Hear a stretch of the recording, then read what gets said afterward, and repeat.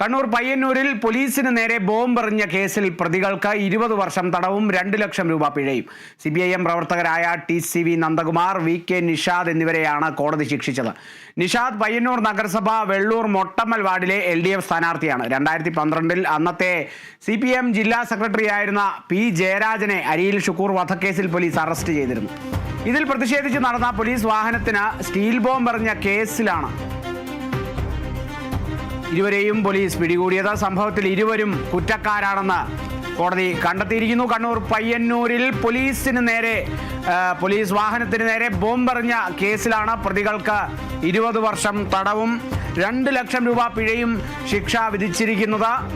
CPIM പ്രവർത്തകരായ TCV Nandakumar, VK Nishad എന്നിവരെയാണ് കോടതി ശിക്ഷിച്ചിരിക്കുന്നത്. നിഷാദ് പയ്യന്നൂർ നഗരസഭ വെള്ളൂർ മൊട്ടമ്മൽ വാർഡിലെ LDF സ്ഥാനാർത്ഥിയാണ്.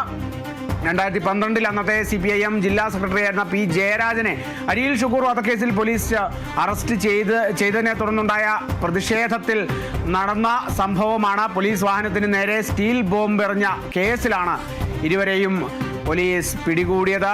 നിലവിൽ സ്ഥാനാർത്ഥിയാണ് നിഷാദ്. ഈ കേസിലെ ഒരു പ്രതിയായ നിഷാദ്, VK നിഷാദ് പയ്യന്നൂർ നഗരസഭ വെള്ളൂർ മൊട്ടമ്മൽ വാർഡിലെ LDF സ്ഥാനാർത്ഥിയാണ്.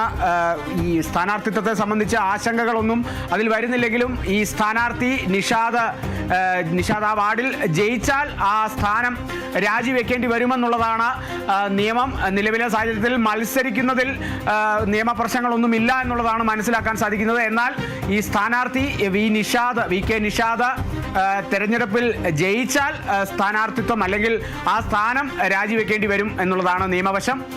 2012-ലാണ് ഇത്തരത്തിൽ ഒരു സംഭവം ഉണ്ടായത്. പോലീസ് വാഹനത്തിന് നേരെ, പോലീസ് ജീപ്പിന് നേരെ ബോംബെറിഞ്ഞ കേസിലാണ് CPIM പ്രവർത്തകരായ TCV നന്ദകുമാർ, VK നിഷാദ് എന്നിവരെ കുറ്റക്കാരാണെന്ന് കണ്ടെത്തി ഇപ്പോൾ ശിക്ഷ വിധിച്ചിരിക്കുന്നത്. പ്രതികൾക്ക് 20 വർഷം തടവും 2 ലക്ഷം രൂപ പിഴയുമാണ് ശിക്ഷ വിധിച്ചിരിക്കുന്നത്.